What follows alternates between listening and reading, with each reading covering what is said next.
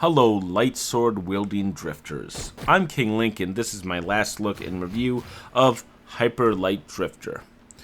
Before we begin, I'm still working my way up to 100 subscribers. I know it's slow, but please consider subscribing. I run no ads, I don't take any payments for my work. All I ask is a simple subscription, a like, or a comment depending on how generous you're feeling.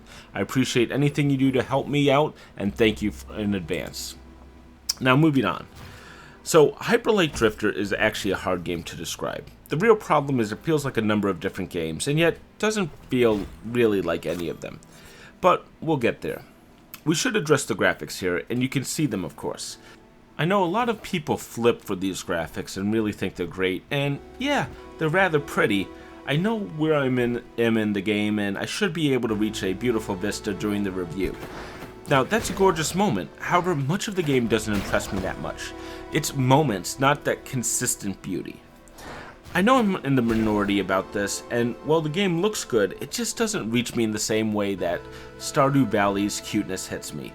Maybe it's because I grew up in the 16-bit era, and I can remember some of those visually impressive games, and I can tell you this isn't as close as an homage as people say. It's taking a lot of liberties, and that's fine, it doesn't reach me. That's not to say it's bad, of course. Make your own judgment. It just didn't wow me as much as it has other people. If you like it, enjoy it. If you agree with me, well, we'll push on and look at the rest. Honestly, the graphics here are only an appetizer for this game, in my opinion. There's much more we can look at. We come to the story, and much like the graphics, I don't feel as strong a connection here either. The game doesn't have any words, and that's an interesting limitation to impose on your writers. There's a rather interesting story that I read online by someone who pieced it together. Yeah, you see, the story in this game is a bit ambiguous to an extent. I believe we will see a little bit of the imagery in the game that it links to the story, but there's this imagery that's supposed to tell pieces. But there's monoliths that also you can find written in a strange language, and there's just gameplay in the pieces of the game. People have taken the entire game as an entity and analyzed it for every piece of the story and put it together. To be honest, that's really impressive of how much there is in this game. My issue is that when you finish the game, you maybe have 5% of that story.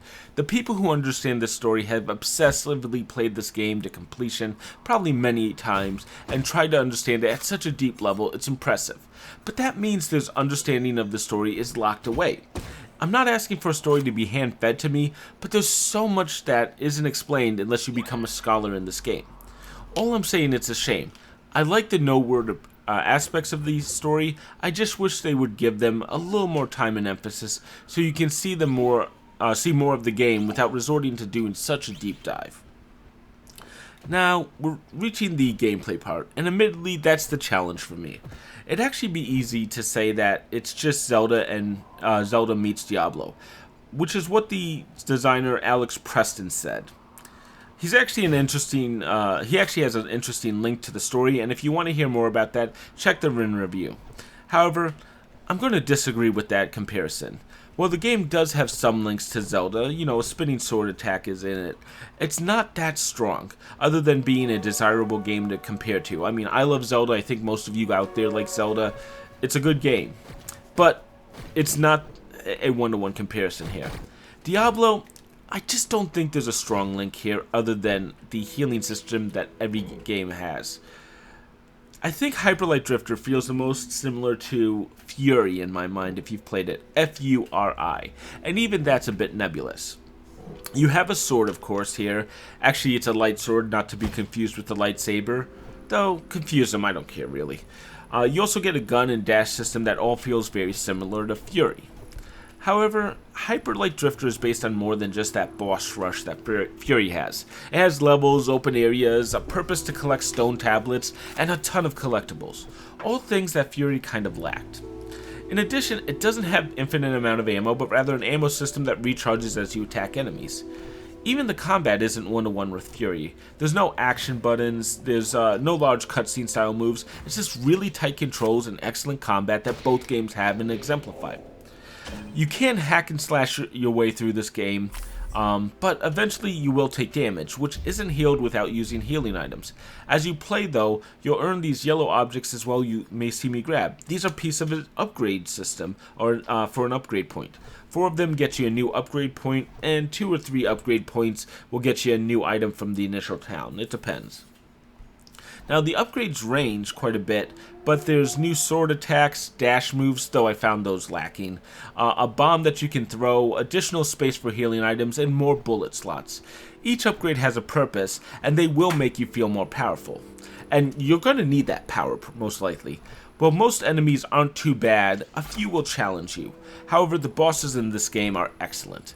I reached the first boss in the north, which is where I am right now, and I got my butt kicked badly.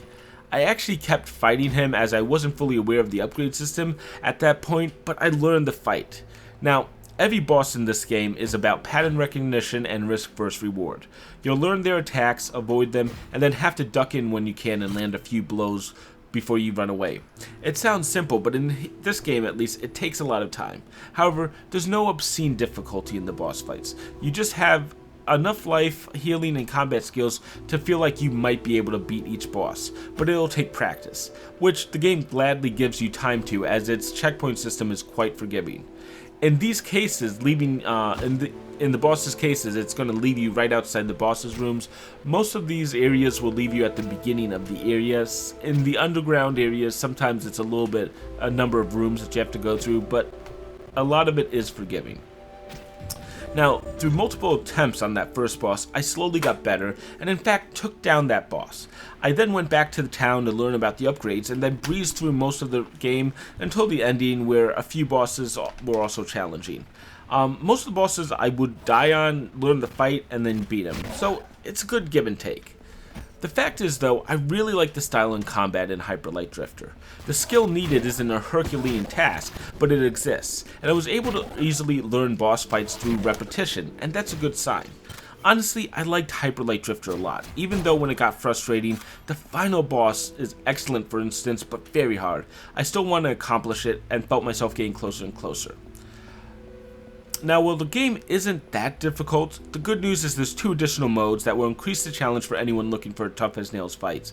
I won't go into those, but I will tell you, if you want to prove yourself, there's 2 really easy options for you to do so at the end of the game. They're worth checking out, again, for only the guys who want the very hard fights. And finally, there's collectibles and more. You'll see me go into some off the beaten path areas, getting upgrade points, even getting 1 stone tablet in one. The fact is, a lot of this game is about exploration, and that's good. There is good combat as well with it, and if you want to go on the beaten path, it's relatively well designed, but there's so much to find in this game. I think right now I'm actually jumping off a cliff just to try to find something that doesn't exist, and even showing you a death screen, so there's that as well. And honestly, that's Hyper Light Drifter. I still have reservations about the graphics and story, but at the same time, the gameplay really hooked me, and I enjoyed that so much that I can forgive the graphics and story to an extent. Ultimately, I'm going to give Hyper Light Drifter a 4 out of 5.